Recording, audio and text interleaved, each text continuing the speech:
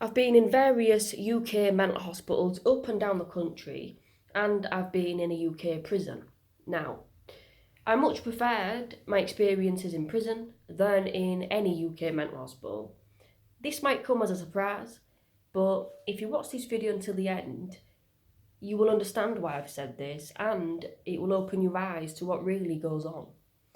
So yeah, if you're new to me, I'm Michelle Therese. I'm a published author, passionate mental health campaigner and motivational speaker. I've almost finished writing my memoir about my experiences of being in various UK mental hospitals and what really goes on. And you can download a completely free sample of this upcoming book by clicking the link in the description at michelletherese.com. And if you don't mind, can you please press that subscribe button? I'm almost at 1,000 subscribers now. It really does mean the world to me. I love making these videos, and the more people I can connect with, the better. So thank you very much for subscribing. And also, if you're new here, put hey in the comments where you're watching from. If you've got any questions or comments, I always get back to people, and I just love to hear the feedback. Any topics for future videos, just let me know. So yeah, the first thing I'm going to say is, in prison you get a date to leave, unlike a mental hospital. And I'm talking about even when I was not on a section, I'll explain. So I was in prison, I shouldn't have been there, mental health related, I've made other videos about this, but at least I knew when I was getting out. But when I was in mental hospitals, I had no idea. I was in there for years and years and years, and I didn't hurt anybody. And it's like, you get trapped in the system. And this isn't just a one-off, this happens all the time. I mean, there's been various newspaper articles about this. I've got a dear friend that's been locked up for nearly 4 years in a UK hospital. And, even the staff even said she's been here far too long, but there's nowhere for her to go. And it's that conversation all the time. They were saying the same thing to me when I was a kid, when I was in various hospitals. They were saying, no, we need to find you another place. And it's like, why can't you just let me out, I understand my friend's situation, but it's lack of resources that's causing this. So if someone needs specific needs in the community, let's say they need home help or they need supported accommodation, and there's none of those services available, but they're in a UK mental hospital, they'll have to stay there in that sense until somewhere becomes available, and that could mean years. I mean, I've put various links in the description. There's been people that have been waiting 5, 6, 7, 8, 10 years stuck in these places, and it scares me. People get forgotten about, and that goes on, and it's scary. My second point is lack of respect. I was treated with so much more respect in prison than in any UK mental hospital. Even the open wards, when I was there, voluntarily, I was spoken to like crap. Not every single member of staff. There was definitely some nice staff in hospital, definitely. But most of them were power trippers. Most of them were power whores. I call them power whores in my book. Because as soon as you get a set of keys, it's like your personality changes and you just think you can do anything you want. And there's some of those types in prison as well, but not as many. But that might come as a surprise to people. But this is my experience, but also I've spoken to a hell of a lot of other people, and they all say the same thing. I run a group on Facebook called Fighting for Better Mental Health Services in the UK. It's full of people that have also been let down by the abusive mental health system. If you're the same or you want to learn more about it, I've put the link in the description to join, and I will vet you. I will ask you your age and how you found out. That's to kind of stop predators and trolls, etc. in the group. But yeah, there's a subculture of you don't matter in a mental hospital, but it's weird because it's so hard to actually get fucking help out here. I've made I could talk for years about that. You ring up the crisis team and you get told to make a cup of tea and that's your lot. Yet, when you get in a mental hospital, it's either you're in and you're out, bang, we don't care about you, or you get locked up for years and years and years without really any reason. I was kept locked up for so many years and I wasn't ever given a reason for this. I've still got all the psychiatric notes and I look through them and there's no real clear reason. They're just doing it for precaution, or in prison that don't happen. Obviously, if you're in for a life sentence, that is different. But I'm talking run-of-the-mill sentences. You get 8 years, you'll do 4, most likely. You get 2 years, you'll do 1. You know what you're getting. It really, you don't know what you're getting in a mental hospital. And it's scary. Trigger warning, I'm going to briefly talk about abuse. So if you're not really wanting to listen to this, switch off now and you can watch one of my other videos about, this, that I won't talk too deeply about this. But it is a problem in mental hospitals and I won't ever stop talking about it because it's a reality.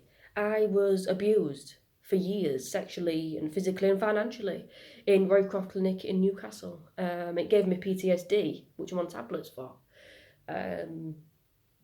That prolonged abuse, it kind of fucked up my self-esteem because I've left these hospitals thinking, oh, well, that's normal. Nurses and abuse and rape people, that's what happens. And then when I ended up in prison for attempting suicide, which I'll talk about again in another video, I kind of realised that no, that isn't the case at all. I'm actually in a prison and I'm being treated with respect. Do you know what I'm saying? So it's an issue. It really is an issue. Predators. I mean, most recently on my social media, I shared a load of articles about staff members going to prison for just 2 years or 3 years for doing so much abuse in mental hospitals, and it isn't just a one-off. Like I said, this happens, and it happens so much. I get people messaging me all the time saying that happened to me. It isn't just a one-off. There is a subculture of abuse in these places, and I think it's to do with the position of power, but it's also to do with, they think that nobody will believe people because they've got a mental illness, etc. But if this has happened to you, you are believed, especially by me, because I know what goes on in these places. And I urge you to speak about it, or if you're not ready to speak about it, at least join a support group, such as mine, or other places, because you don't deserve it, and nobody does. You go to these places to get support, and then you get abused, which is a fact.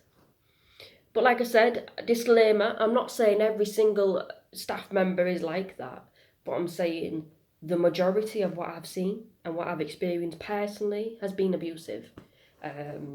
For example, when I was in Roycroft, I basically wrote a complaint about a member of staff because they called me a dyke. I'm a lesbian. I'm proud of being a lesbian. And this member of staff, female, was taunting me, saying, oh, dyke, I'd disown my own daughter if she was a dyke. And that was, it's shitty behaviour, it's bullying behaviour. And I wrote a complaint, and basically it got back around to that member of staff. So every single time she was on, she used to starve me. Like, she used to, make sure that I didn't get my dinner, and she used to not let me make drinks, and she used to, just stop me from eating, basically. And that can happen in mental hospitals because they all look out for each other. The staff don't see anything. So when you go to the governor, or when you go to the manager, oh, that happened, they all speak to each other. So it's all like a clique. That goes on in prison, but a lot less because it's just a different setup. In prison, it's more like the prisoners against the staff, more. But in mental hospitals, it really is the staff against the patients, and I hate to say that, but it is. Another thing is freedom. You get a lot more freedom in prison. And people might be scratching their head thinking, what? Like, hear me out. So, for example, in prison, yeah, you want to watch TV, or you want to listen to the radio, yeah, or let's say you want to do colouring in at night or whatever, do you know what I'm saying? That's cool, you can. I don't remember my TV ever being switched off like on the mains in prison. I can't remember that. But in a mental hospital, the staff coming in like all the time, like you can't sleep. Do you know what I mean? Like they're coming in, shining torches in your face, like they're knocking at your door every hour. Are you all right? In prison, they'll check on you, but they do it discreetly, like through a hat. It's like they just check, you know. And sometimes you don't even know they're getting checked. Sometimes there's cameras in your room, so you don't even need to get checked. So there's more privacy and there's more freedom in terms of being yourself. Like you can express yourself more in prison, I find, because in a mental hospital, like if you wrote like an angry poem, like you'd get in trouble for it, like, oh no, you know, you can't be writing that. But like in a prison, like it's just expression, and like they encourage you like to express yourself.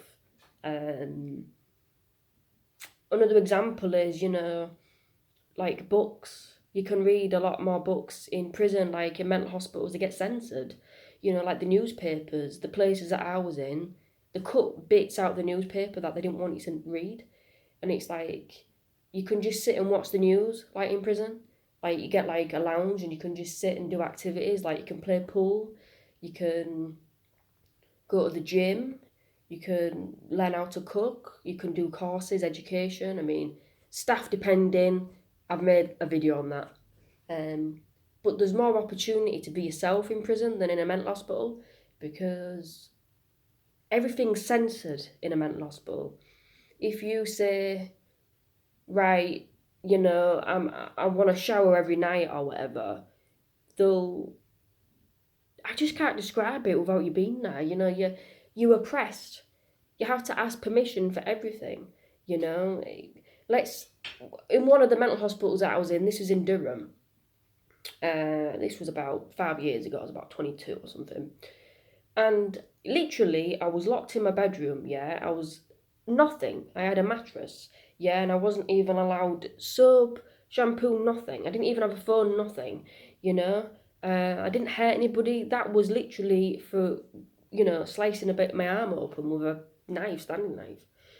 I got nothing. But at least in a prison, you know, you can get a TV and a radio. You get a lot more in prison. So that's just something to think about. I didn't feel safe in a mental hospital one bit. And despite, you know, all the camaraderie and, you know, the masculine vibes and the fighting and the shouting and the drug dealing, I felt so much safer in prison because you know what you're getting. You're in with a bunch of people that have committed crimes. You know, a lot of them shouldn't be here because they're mentally unwell. And it is kind of what it says on the tin, like it's a prison, but in a mental hospital, it's scary. It really is scary. They'll find your weakness and they'll prey on it. And I hate to say that, but it is. So be careful. But that's all I'm gonna say on that now. I'm gonna make more videos on this because I've had a lot of requests recently. But yeah, that's why I prefer prison. Yeah. So yeah. Anyway, thank you for subscribing and watching. And yeah, talk soon. Michelle.